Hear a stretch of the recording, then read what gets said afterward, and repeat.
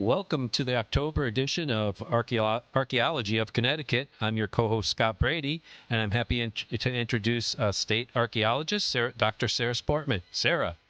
Hi, everybody. Welcome to the Archaeology of Connecticut.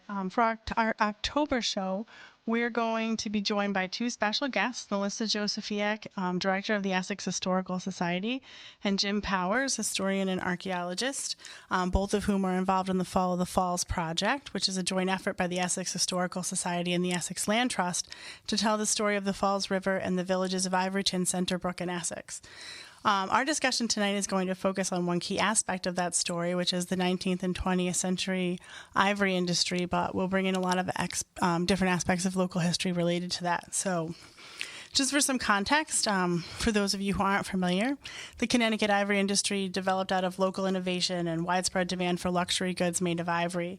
And at the height of production in the 19th century, around 75% of the world's ivory was being processed here in Connecticut. This is an industry that employed hundreds of workers locally, provided products all over the country. But there was also a darker side to the ivory industry where, the toll on elephants in Africa and human beings in Africa was also quite devastating, as elephant populations were decimated and thousands of people were enslaved to transport elephant tusks from the interior to the coast. So we're going to talk about these aspects of the ivory industry and talk about how it relates to the history of the villages of Essex, Ivory, and Ivoryton and Centerbrook. And we'll bring a little bit of archaeology into that as well, because this afternoon, Scott and I were involved in a short-term archaeological project, just a one-day dig here with the Essex Land Trust on the grounds of the former Comstock and Cheney company near where the ivory drying sheds were located. So we'll talk a little bit about that as well. So before we get started, Melissa, Jim, can you tell us a little bit about yourselves? Sure. Well, thank you, Sarah. Thank you, Scott, for having us on today. I'm Melissa Josefiak. I'm the director of Essex Historical Society. We are a 65-year-old organization run largely by volunteers. We represent all three villages in Essex, Centerbrook, and Ivoryton through year-round programming. And also, we love collaborating. And our primary collaborator for a 6-year project, actually 7-year project, is the Essex Land Trust, called Follow the Falls. Really understanding the natural and historic significance of the Falls River and how that impacted all three villages. We talk about our organization as 3 villages, 2 rivers, and 1 shared history. And we know that there's Connecticut River and then the Falls River, which is the almost unsung hero of the development of the 3 villages. And the more groups that we can collaborate with and understand that history better, the more the public will benefit. So we appreciate you involving Essex Historical Society and Essex Land Trust at this dig this afternoon, because even though we didn't find an awful lot of information, it will better help us understand what that site was being used for, and sometimes the negative space is illustrative too. That's true. It's more fun when there's stuff there, though, honestly. Also true. I'm Jim Powers, and I am a retired high school history teacher from Guilford, Connecticut, and also a historian and pretty much a retired archaeologist. So it was fun today to go out there for a couple hours to mess around with you folks. Lots of rocks. That was a good time. I'm also an author and researcher, and I got involved with this project. Melissa, you're going to help me now 5 years ago? 2017. 2017, sort of by accident and default, and because I had been involved in an archaeological investigation of the Falls River Cove back in the late 80s. And as a result, they found my thesis,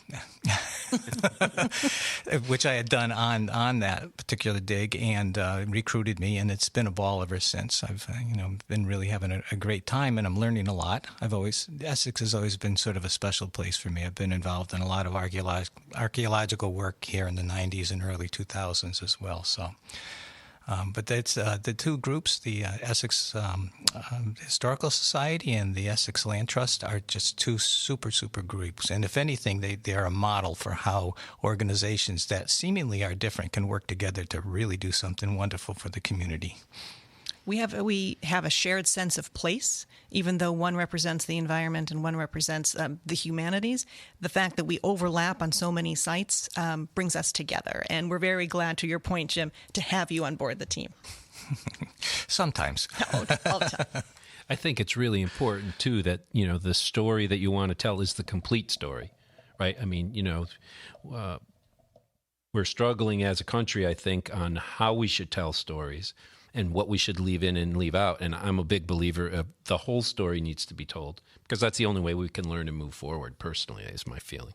Yes, whenever we talk about the Falls River, we always make sure that no matter if it's a long talk or a small introduction, that we start with the geography and then we move immediately into Indigenous peoples and how they're using the land and what the land can tell us. And even here in Ivoryton, we were actually blessed by a surprise donation 3 years ago that came to us in the mail of a number of projectile points that were taken out of an Ivoryton site in 1960. And we had known about Indigenous people at least 2 sites in Essex Village and heard some anecdotes about Centerbrook. But the story about Ivoryton and having this cache of material literally sent to us out of the blue really is helping us understand how Ivoryton and the fishing camps along the Falls River brings it more to light. So as we're developing partners for the Ivoryton phase of Follow the Falls, even though we're celebrating Centerbrook this year, we're already starting to write and storyboard for Ivoryton, and we are meeting with our collaborators, and we met with Jackie Hubbard from the Ivoryton Playhouse across the street, and she said she would get questions from time to time. Yes, I know about the history of ivory and the factories, but what was here before? And she says, and I don't have an answer for that. And so at that meeting, we filter in about what we know, and we're learning all of the time and what these points can tell us. So this is the opportunity, when you talk about the full story, Scott, when we're just starting now to really make sure that we're starting with the Indigenous peoples and then with the European settlers. And then for Ivoryton, it becomes very complicated with the ivory trade itself and how we're tying into Africa and the extraction of ivory in the middle of the 19th century when here in the United States slavery ended, and yet in many ways the companies here are protracting it in other parts of the world. Yeah, I think that's a really great way to kind of launch what you're talking about, the combination of looking at the environment, the history, the culture, by starting with the Native American settlement of the area, because it really draws attention to the natural resources provided by the river, which then, over time after settlement and the rise of industrialization, you have the water power resources of the river that are being utilized. Before we get into the other material, do you want to talk a little bit about those artifacts and what you learned about the native people of the area from those? Sure. Well, the artifacts it was really interesting for me from the point of view of an archaeologist, because the artifacts were already identified by the former state archaeologist Brian Jones, who passed away a number of years ago, and he was meticulous in terms of identifying not only the type of artifact but roughly the age. And the interesting thing about it is most of them are from the middle to late Archaic period, which dates to probably around 5,000 to 6,000 years ago. Though there are a few woodlands pieces, it really sort of speaks to the fact that during that time period, thousands and thousands of years ago, people were taking advantage already of the river and what resources it had available to them. And one of the things that's fascinating me right now is, and it's really got my brain going, is that the artifacts, however, represent 2 distinct cultural time groups that were coexistent in Connecticut at the time. And I'm fascinated by the questions about, did they interact? Did they was it a positive interaction or was it a negative interaction? And I know the archaeological record really doesn't tell us anything about that. And of course, as an author, that gets my brain going really quickly. So I sense a story here. Yeah, last year I think we had a show, and at the end of it, Dave asked if there was one time period we could go back and visit what it would be, and I picked the later Paic because it's just such a mysterious. It's very mysterious in many ways. There's more sites than almost any other time period, and we have tons of information, but we still don't really understand it very well.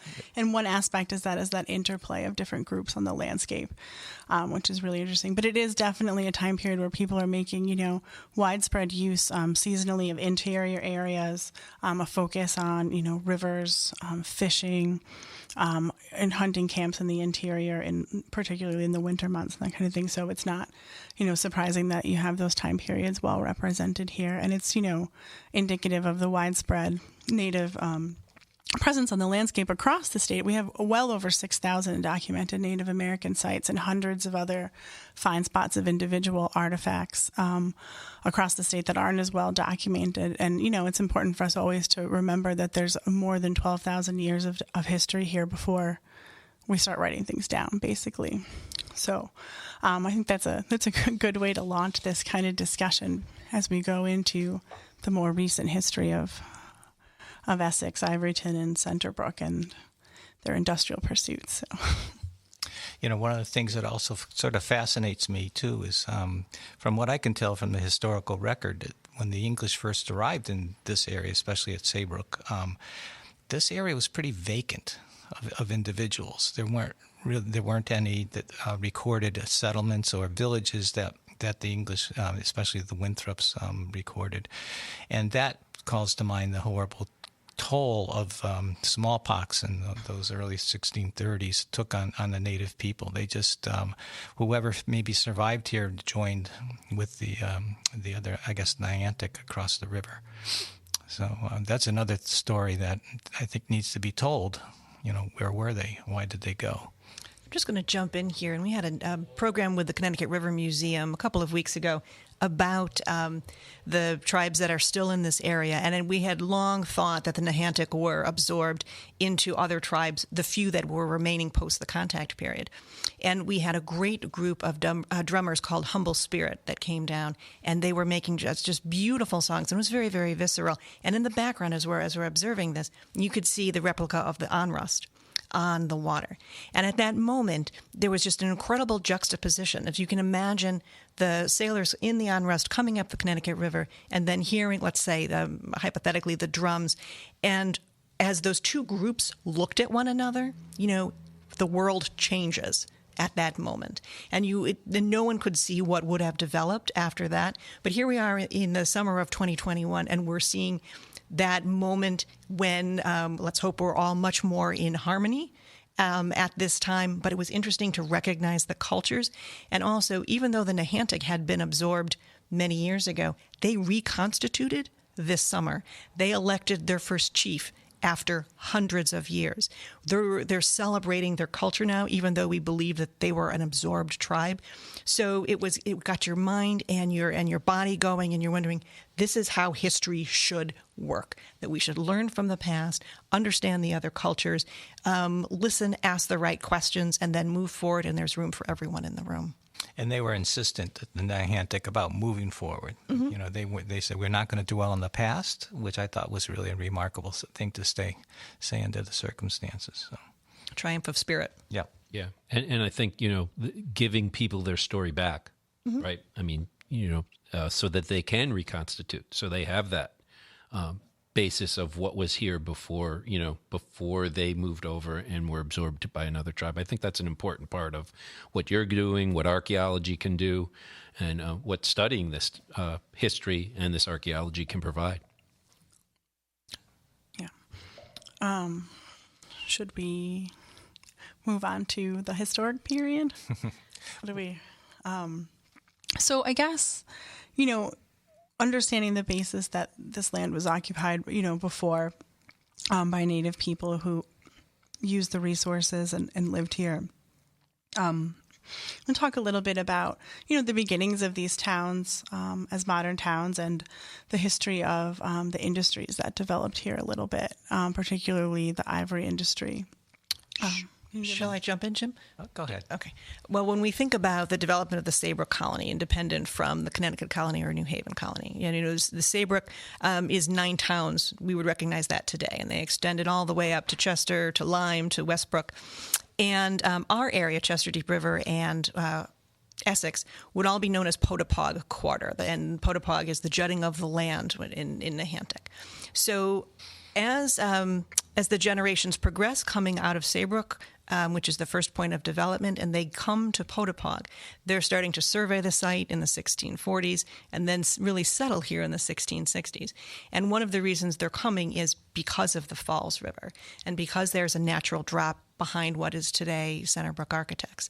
And the power of harnessing the water power, in addition to the subsistence farmers, they could create labor-saving devices. They could grind their corn and their meal. They could develop a sawmill eventually. So that Falls River is developing for the European settlers to create those small settlements, and then it all starts from that point.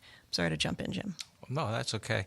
And, the fun thing about this project is we are following that progress all the way up the Falls River, which is really for me, it's an exciting thing, especially when we get into the idea of the early industrial time period.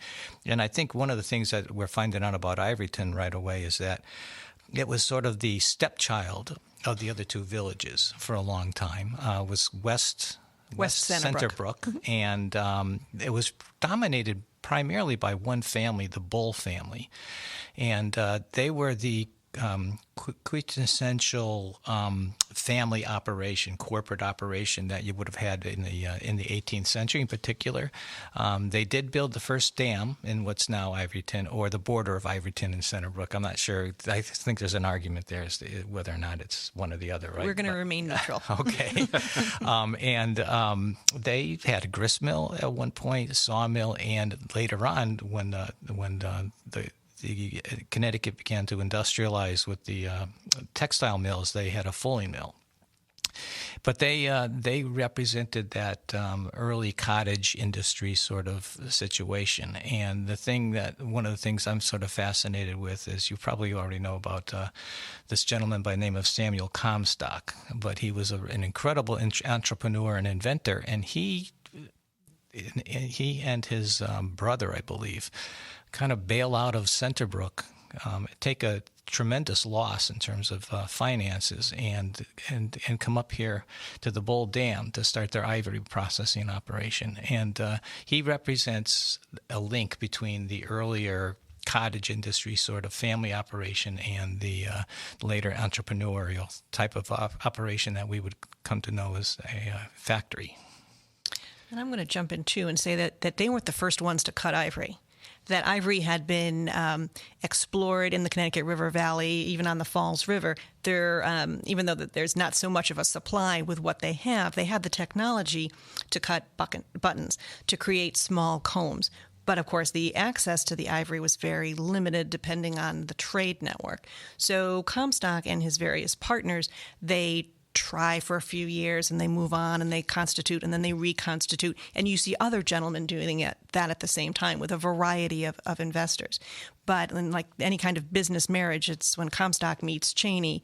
Cheney provides, he had been in Zanzibar in West Africa for 10 years, providing ivory to largely Western Europe. When he recognizes the genius that is Samuel Comstock and his engineering skills, Comstock provided the know-how, Cheney provided the supply chain, and they came together first at the Bull Dam, and then they saw the potential of moving into West Centerbrook, now Ivoryton, where there were barely 10 farmsteads. This is very rocky, steep soil here, so these were not very productive farms. The timing and the location was right to create a few more dams, to harness the water power, to power the machinery, to get going with this new production facility. So you have this situation, right, where you have this perfect marriage, let's say, of entrepreneurship and access to the trade. But what other factors are going on at the time to drive kind of the demand for ivory and what makes it, a good thing to produce here?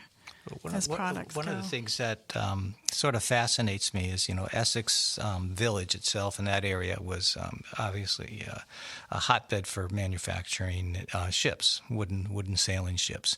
But as the need for larger sailing ships grew, and Essex shipbuilders started to sort of disappear, but they were sitting on their money.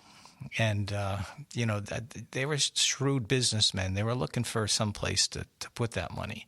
They put it in Centerbrook for Connecticut Valley Manufacturing and the earlier enterprise Centerbrook Manufacturing, which Comstock was involved in. But I think what they saw probably an opportunity here as well. So it wasn't just Cheney's money or Comstock. I think it was also a joint effort on the part of the former shipbuilders and merchants here that saw an opportunity to do something different.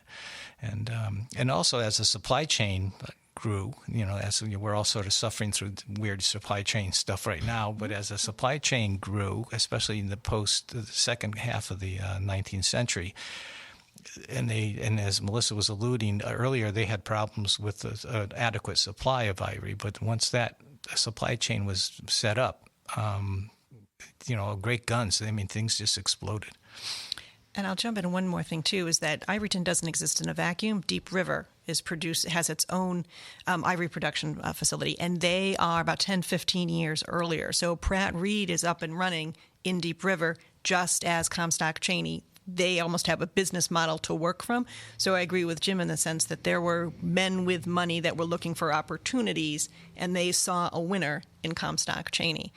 And using Deep River as that model, you wind up with two very small towns 5 miles apart from one another, creating a massive industry that will replace basically the shipbuilding industry in both of those communities. Culturally at the time, what makes ivory so desirable?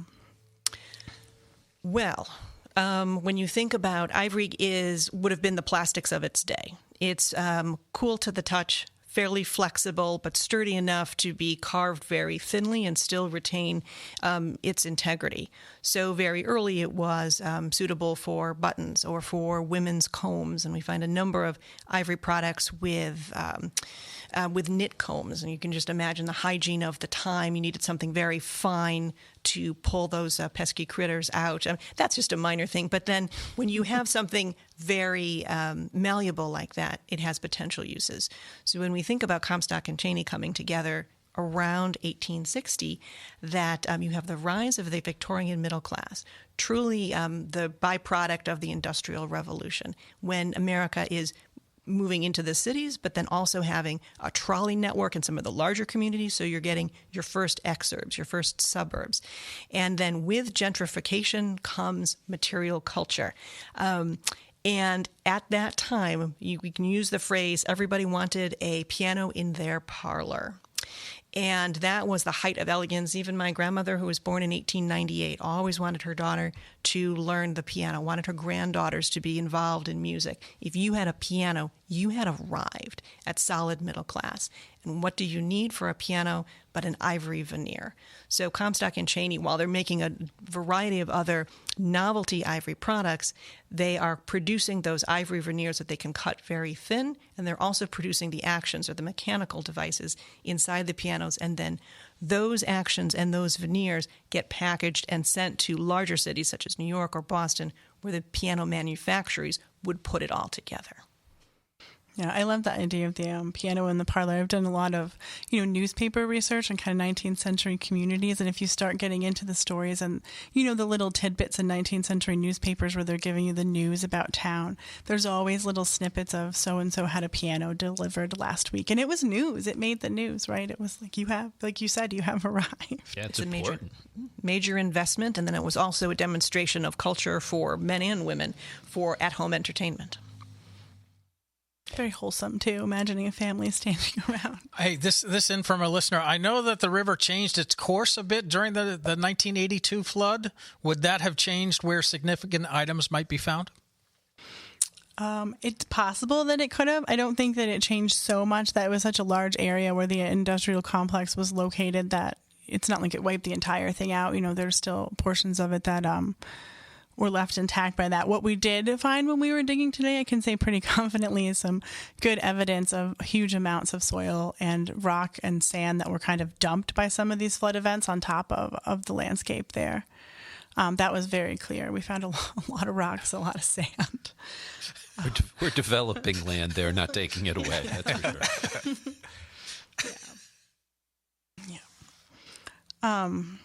So moving on from that, let's talk a little bit about, the process for manufacturing ivory, because I think that, from the reading that I've done about it, it seems like it was very complicated process from getting the ivory, the shipments of ivory, getting them to the factory, processing them, preparing them, cutting them, and all of those steps. Would either of you be willing to talk a little bit about the process? Well, we're just now in the process of actually getting more into that and doing more research on it. So we'll have to get back to you on that. But one of the things I find fascinating is the weight and the size of these tusks when they came in were just phenomenal.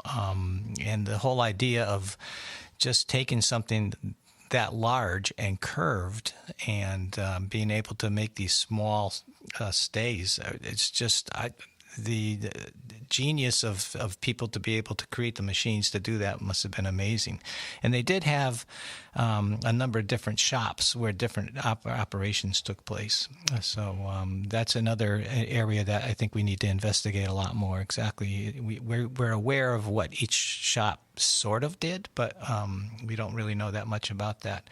And in terms of the workers and what they did, we really want to get into that as much as possible. One of the things we're planning on doing is trying to do some oral histories of families that had been here and worked in the factories, and what their families were able to pass down over time. Because I don't really think up until the 1950s a lot of it really necessarily changed.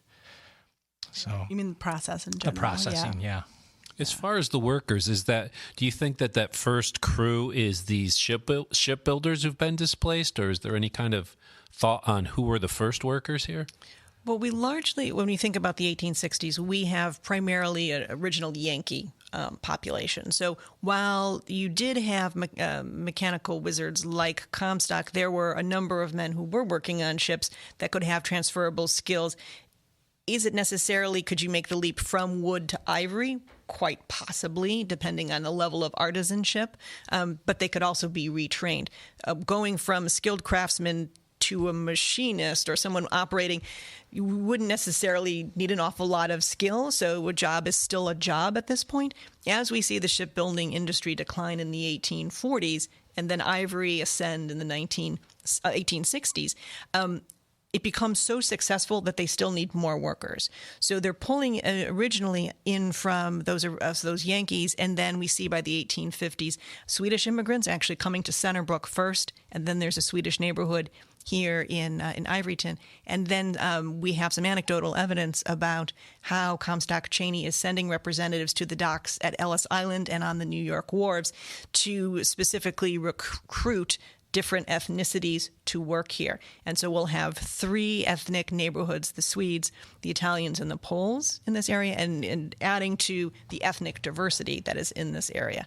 And at one point, it goes from a small shop into employing up to 700 people in the small village that we have today. And that's just the men and the women working in the factories, but then they've got to have large families around them. So you go for 10 farms to thousands of people in a village, all supported by this one factory.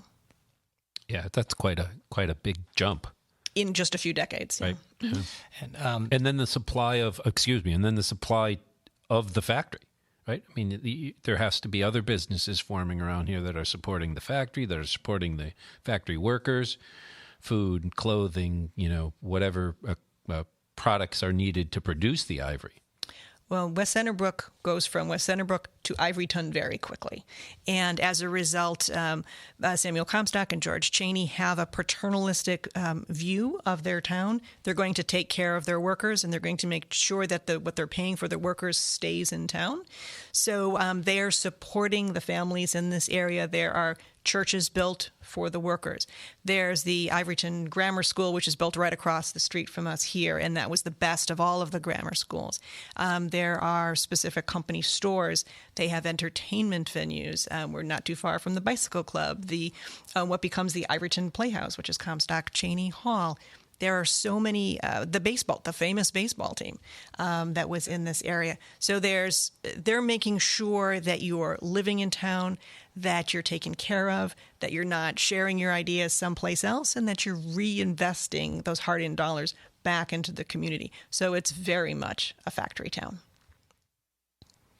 Do you have any sense, you mentioned 3 ethnic groups, Swedes, Poles, and Italians. Is there any sense from the research you've done so far that different ethnic groups were involved in different parts of the manufacturing process? Did people have different jobs based on ethnicity? Because you do see that sometimes in industrial communities. Not specific. And we're going on right now the photographs that we have in our own collection. So you'll see it's very interesting. I would say it's the 1890s, just judging by the clothes. And it's as if a professional photographer had said to the factory, all right, send out the lathe guys. And they all showed up in their beautiful clothes. And they were, it's hard on the radio, but they're posing. And at the bottom of the photos or on the back, they list everyone out. And you'll see all different ethnicities in that group. And then they'll have the matchers, which are the women matching all of the different colors of ivory. And theirs is just a female department right there. Traditionally, though, I would say the middle management or the or the floor managers tend to be from the Yankee stock. You don't necessarily see, especially in those first 2 decades of immigration, any truly ethnic names. But then as the 20th century progresses and the people that we've identified for oral histories, they come from all backgrounds, and we're actually going to approach some of the remaining ethnic communities here on Warsaw Street, the Polish Club. There was also an Italian club. We're going to reach out to the Swedish church in Deep River and see, because part of the story, too, as you're talking about the stores, is that there are fraternal organizations by ethnicity that are developing because there's no such thing as workers' comp or any kind of other insurance benefits, especially for people that are just learning the language, but they still stay together in their ethnic groups, and they have their own fraternal organizations that can support them if there's something dire that happens at the factory. And it's also part of chain migration, too, to stay close with your families and your ethnic group. Yeah, and it's very typical of industrial towns where the different ethnic groups would have their separate neighborhoods. So it was really kind of a fun thing to realize that even in a small town like Ivoryton, that you had divisions in terms of housing. The other thing that I think was pretty interesting that Comstock introduced was that they actually provided housing for the workers. Later on, some eventually decided they wanted to purchase the houses, and then in the end, most of them were sold anyway. But I think that was a pretty novel sort of thing for them at the time. I don't think that was necessarily all that common. Maybe in some place out in the Ohio where they're isolated, but I think that was part of that paternalistic approach towards making the workers happy. And they're all different styles of houses, too. So you'll see up here on Comstock Avenue, 2 side-by-side homes that were for, let's say, someone with some serious skills. And then there are some other homes that are more like row homes for entry level. And then gentlemen that were the first immigrating would stay across the street at the Ivoryton Hotel until they could get established. And then there were also boarding houses. So they're ensuring that there's a step for every family as they progress within the factory. And then there are various options too, whether are you renting, are you purchasing, who's holding that mortgage, did it depend on a certain ethnicity and your connections? So there's more for us to find out, and it's very, very layered. So we look forward to getting into those ethnic divisions. Yeah, that'll be really interesting, I think. So do you have a sense over time, did the neighborhood, the ethnic kind kind of backgrounds of the neighborhoods hold, or over time did people start to kind of intermarry and mix together more, or did they hold for a fairly long amount of time where there still were kind of unique ethnic neighborhoods in the village? I would say, I'm going to jump in here, Jim, if you don't mind, that within a generation or two, you see intermarriage. That it's interesting to see. What we have so far is that you can see the different last names. They're coming together at the various churches. They're meeting people on the shop floor. It doesn't stay as ethnically tight as you would think. But, there was Swedetown at the bottom of Walnut Street. There's a reason why it's called Warsaw Street, because of the Polish community. And it depends where you were buying your house. I don't use the word pure, but you're seeing the different families intermingle, and yet the neighborhoods retain. And there are different waves of immigration, too. So if you're coming in that first early Swedish wave, you'd be here for a while. Now, we were looking at an early map that someone brought in 1905, and we've got it spread out on our table at Hills Academy. And I zeroed it on one thing, and that's at the very bottom of, exactly what I'm talking about. At the bottom of Walnut Street, it says dance floor. And it's no structure around it, but we were making a joke that you've come to picnic in the park next to the pond that's no longer there, and you do your clog dancing. Is that why it's right there at the base of Walnut Street? And we had never seen it. It's just on that 1905 map, and then it disappears later on. So it's very hard to trace ethnic structures like that, as opposed to the Fife and Drum Museum, which used to be the Polish Hall. But you see something that's so ephemeral like that, and then it will disappear. So there's so many great things that we're going to start exploring. Yeah, it's really exciting. I'll be really excited to hear how it all turns out in the end. So, the ivory industry is going pretty much full bore in this area, right, in the 19th century and into the early 20th century as well. Can you talk a little bit about, when it starts to decline and change and other industries start to kind of move into the area, and how that all happens historically? Yeah. Well, one of the issues, once again, is an issue of supply. By the time you get into the 1930s, the amount of ivory probably is starting to go. But I think the Great Depression had a tremendous impact on the ivory industry. Talking about the middle class people, they couldn't maybe afford a piano anymore. But more importantly, the radios were replacing the piano. And, in most households, and even, less wealthy people could afford a radio. As the 30s went on, the supply issue became, I think, probably a big issue. And also then, after post-World War II, you had the introduction of plastic. And also, the importation of ivory was banned. And that sort of put an end to all that. But I don't know, Melissa, you can probably go on and on a little bit about that if you wanted to. Me go on and on? What are the odds? So actually I'm going to take a couple steps back. And the idea of when you get to the turn of the century, the development of the phonograph or the record player. Something that at the beginning it's a piece of furniture, but as the 20th century progresses, it becomes portable. Very affordable. So now that's just not middle class. You can have music in your home for a small down payment. Records are only a penny. So that you can have that variety now and not necessarily the talent to entertain in your own home. And that will cut into some of the piano manufacturing. We see various music stores develop in town as well. And they're offering standing phonographs, portable phonographs. There are many options. And then, of course, coming into World War I, you get to see the world in the sense that it's hard to keep them down on the farm. But then you get a much more mobile population at that time, and transportation networks are improving. The trolley comes here very briefly for about 10 to 15 years. And so now you can live away from the factory and develop your own neighborhood and your own homestead. And that has a more worldly aspect to it. The rise of automobile culture in the 20th century also ties into this. So you get less of a factory town. And that's just not in Ivoryton, that's all across the United States. So when there's not a market and you have options, why invest in a piano that's the equivalent of several mortgage payments when your children just want to listen to the most modern records. And then the handoff to Jim is that then you get the radio in the late 1920s. And once radio comes in, that's it. Because that just the purchase of the radio, and then it's free, and you can get that anywhere. So there is no market for piano, and Jim made a very good point about restrictions on ivory and, of course, human rights and animal rights issues by the middle of the 20th century. We haven't talked about that yet, but I'm sure we will, and that there are so many impacts that go into the ivory industry, both for Pratt Reed and for Comstock Cheney, that those two companies must merge just for survival in 1936. And then after 36, they limp along. They create a realty company to sell off all the houses.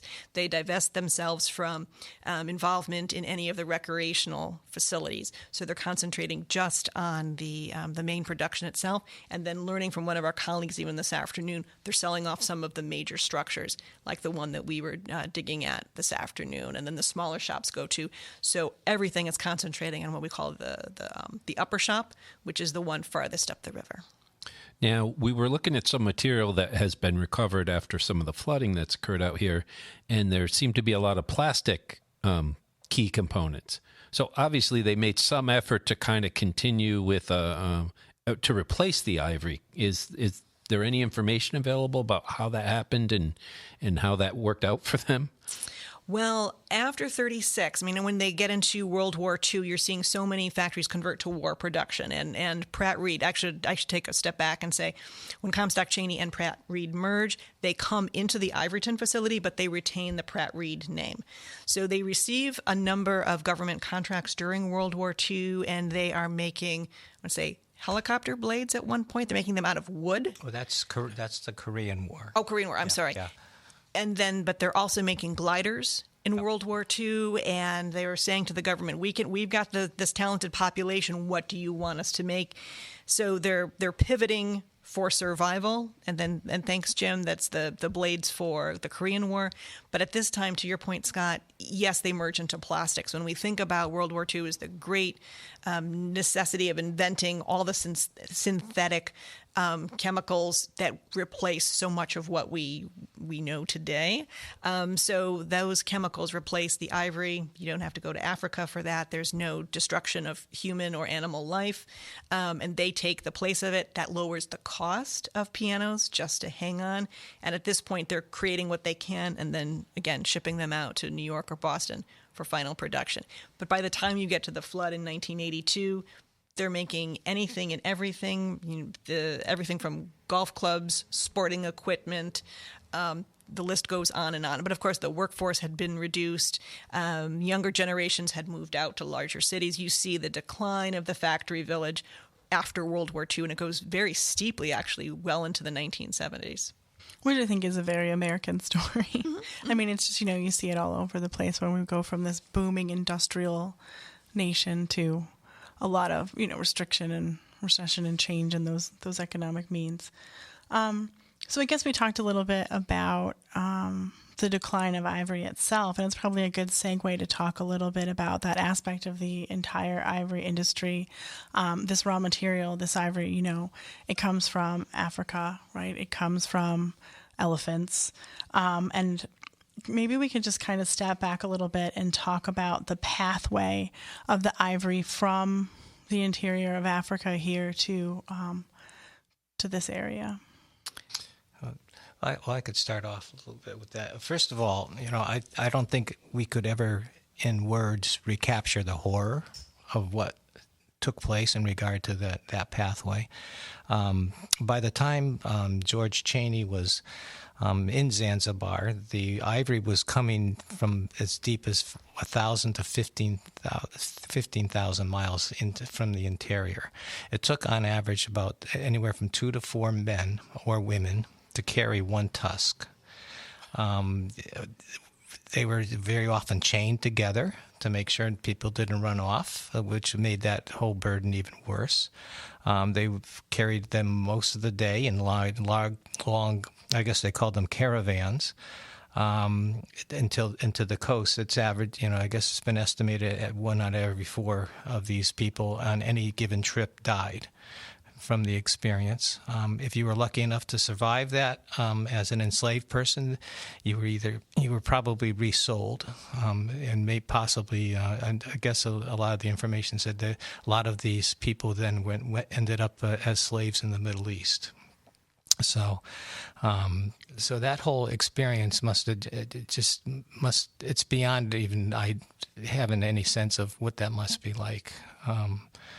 Of course, the cost in terms of death of the elephants is amazing. I don't know. We had some statistics on how many elephants, but I don't remember, Melissa, if you do. I know that the human cost is conservatively estimated at 1 million people were either sold into slavery or died as a result or killed, but it could be upwards of 2 million just related to the ivory industry itself. Regarding the elephants, though, there is no way to harvest ivory without killing the elephant. So they were going deeper into Africa, as the elephants are smart animals and were running. Unfortunately, Jim, I don't remember. I think it's inestimable. They don't have a number. I know it's in the millions, certainly in the millions. So, when you see some of the pictures of just the sheer number of tusks, that they would be posing on, it's just amazing. And one of the things that sort of bothers me, and I'm trying to wrap my head around it, is George Cheney, from what we understand, never left Zanzibar. He may have, but Zanzibar is an island off the coast. And most of these ivory traders that he was dealing with were actually Arabs, who were the ones who ran the caravans and made the money when they sold these things to George Cheney or other buyers. So I'm sure he's aware of what's going on, but we have photographs of him, at least a couple, right, in this beautiful white linen outfit, and with his wife dressed nicely, sitting sort of in a beautiful parlor with the great image of a white person in Africa, with all the benefits of being that white person, and it's sort of a disturbing image for me. I don't know. I have no idea how this may have affected him in terms of his consciousness. I guess he's the only other person to know. And another discussion that we were having, actually with our last meeting, was how much did the workers know? How much did they understand about where this and obviously they knew it was coming from Africa, but how much did they understand? We don't really know that. We haven't come across anything.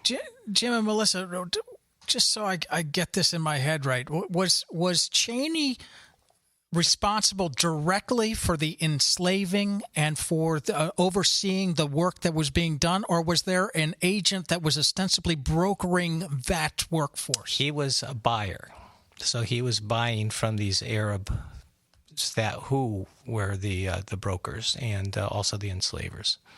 So the practice was happening, and he just came into the trade, as it were, right. But it was already established. Oh, yeah, well established, yeah.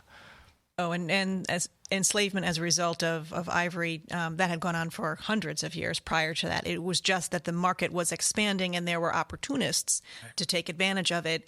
Cheney was aware of that, and to Jim's point about photographs, there is an image in a shared collection where there are stacks of tusks and there are people posed on top of them. So when you look at a tusk and see what it represents in human and elephant life, it boggles the mind to see a room of them with people sitting on them and see what they represent. And we have documents in our own collections of the buyers like Cheney who have merchants in Western Europe, specifically in London. And the London merchants are writing specifically to Comstock Cheney, even when within a West Centerbrook address. And they're saying, this is the price of them today. Authorize me to buy a ton of ivory. What is that algebraic equation in human and elephant life? And that's just one day. And then that London buyer or the merchant is also dealing with other places that are manufacturing ivory, not just Ivoryton and Deep River. So when you look at a transaction sheet like that, it's hard in the humanities part of our brain to see what that translates into. But as an earlier conversation today, we're talking about the guys that are making the decisions, that the women that are matching the ivory, or the guys that are, I should say, the gents that are cutting on the machines. How much did they know? They have, obviously, I would think, they would know where ivory would be coming from. These photographs aren't private. The concept of colonialism at that time, we're looking at things through 2021 eyes. We have to think about what it was like to look at things through 1875 eyes. And we are here to extract the raw materials from the continent that is not as intelligent, please don't quote me, as we are. I'm using terms of that time period. So therefore, we can extract what we can. How does that translate into the people working here? Job's a job. That's a tough way to say it. Could they have asked questions? Could they have moved on? They could have, but they were also supporting their families. So we're not quite sure 100% what people were, thinking of at that time, but we can't evaluate them through the eyes of 2021. No, and a lot of them are immigrants, as we've kind of established, that are fleeing probably, horrible conditions wherever they came from. And my mind I can't get my mind around the human cost. The one comparison I kind of come up with the elephant cost is the slaughtering of the buffalo across the Great Plains. Where you see those same pictures of just hundreds or thousands of buffalo skulls just piled, or dead carcasses littering, the landscape. Or whaling. Perfect example. Yeah. Just extraction. Yeah. But I think it's a mindset of a time period where progress was everything and resources were there to be used. I mean, if you want to put people in that time period. Another interesting aspect of this, in terms of the human cost, in terms of the enslavement of people as part of this trade, is we're here in a time in Connecticut where abolitionist sentiments are running pretty strong and pretty high. And I believe from my reading that both Pratt and Reed were supposed to have been pretty solid abolitionists. So how do you think that kind of worked, I guess, in somebody's right? How do you reconcile? How do you reconcile those things, or is it just a separate kind of thing because it's not enslavement here in this country where I think it's that's pretty much what it is. I think there's just an incredible disconnect between the slavery here, which they probably considered, if they knew exactly what was going on in Africa, they probably saw the slavery here as even enlightened compared to there. But I think there's just an incredible disconnect there. That's over there. We take care of our issues here. And yeah, go ahead. And truly, I was going to say, for all of these churches that have the people coming from the factories, and the churches would have collections for special missionaries. And they would go out and send the Christian missionaries to Africa, and we need to enlighten them over there, when at the same time, come on Monday, they were processing ivory, not knowing that they were increasing the enslavement for the people that they were supporting through their Christian missionary aspects. And also, I would say, sometimes it's just business. There could be a disconnect. Pratt and Reed, being abolitionists, Deep River was a more, I want to say, not a forgiving town, but they had stops on the Underground Railroad. How they held those two ideas in their head. Remember, the development of the ivory industry, at least in Ivoryton, is after the Civil War. So you can't put that past behind you at the same time. It's a tough one. It's a tough one to reconcile. Yeah. So I think we only have a couple minutes left, and I don't know if we want to just spend a couple minutes talking about our archaeological endeavor for today. Yeah. You're going to have to spill the beans here. Yeah, it's going to be really quick. All those fines. So, we were invited out. Last year we came out and did a GPR survey with Debbie Sarabian from the NRCS and the Office of State Archaeology of part of the Essex Land Trust land here in Ivoryton. And in the area where the ivory bleaching houses were located. We actually didn't really talk about those much. Shall I jump in? Do you want to? So ivory comes in all different shades. And to get all of the keys harmoniously colored on the keyboard, you would have to dye them. And so there were all sorts of chemical mixtures that they would sit in, and I understand they smelled horrible from our research. And then there were two-sided greenhouses, basically triangle-shaped, that would face the sun. So the incoming sun would heat the ivory in these chemicals and then bleach them. There were all sorts of timing ledgers that would say at certain times of the year you would have to turn them. So these bleach houses that were containing the ivory pieces were quite mobile. I'm teeing things up here, meaning that they were on plinths or footings, and that they were very fragile too. So we know that they existed well into the 20th century. After they're switching to plastics, not so much. There is one existing bleach house, which is still on the grounds of Deep River Historical Society, but none in Ivoryton. So, we came into the GPR survey last year with open eyes, knowing that the bleach houses were here, that they probably didn't leave much of a footprint because they were on footings to make them mobile.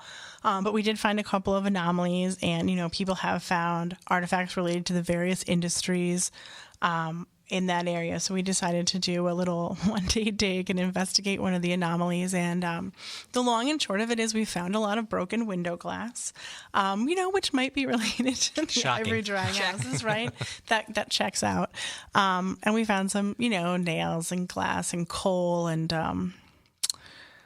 maybe some brick fragments. And a few weird metal pieces that maybe, I don't think they're associated with the ivory industry, but maybe one of the other businesses that eventually, takes over some of the space. And it's tricky, right, to do an industrial site because lots of times, and in the ivory industry in particular, in this area, it's not, we're not expecting to find scraps of ivory or anything along those lines. So I think we pretty much found what we expected we might find, but it was a fun exercise. Yeah. I think what it did tell us is that area has been being built up by alluvial deposits. So that the river has jumped a bed and flooded those areas and added a lot of material there. And that also checks out with the historic record. Yeah, that's right. Of like the epic flooding. The major flood of 1982, which scoured this whole area, changed the course of the river and knocked out power and bridges for a year. So, but that's also a flood-prone place as well. So it's not just flood of 82. It's always soggy back there. Yeah. And I think the other thing, some people might be surprised. So, this is a big industry, right? We were moving these huge amounts of ivory and processing it, that it didn't leave more of a footprint. But just goes to show you that some of these processes are very hard to find in the archaeological record.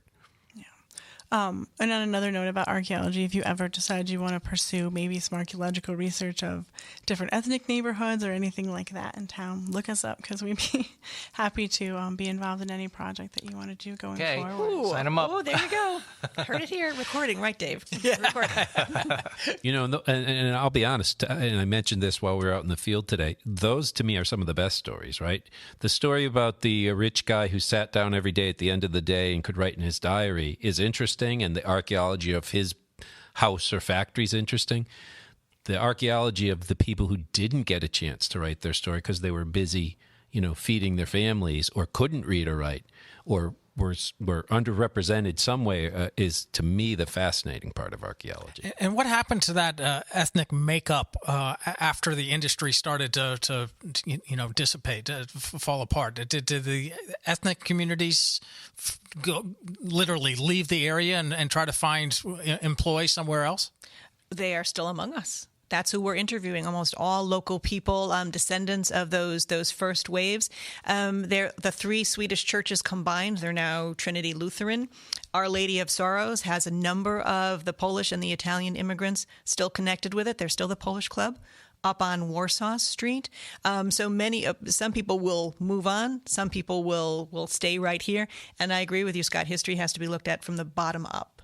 That's where I think the really interesting material is. And that's where we come in. Well, we'll find a couple nice spots for you. Yeah. How's that? We'll be back. Okay. Hey, how about before we go, everybody making sure our listeners know how to find and follow and be a part of all things going on in your respective worlds?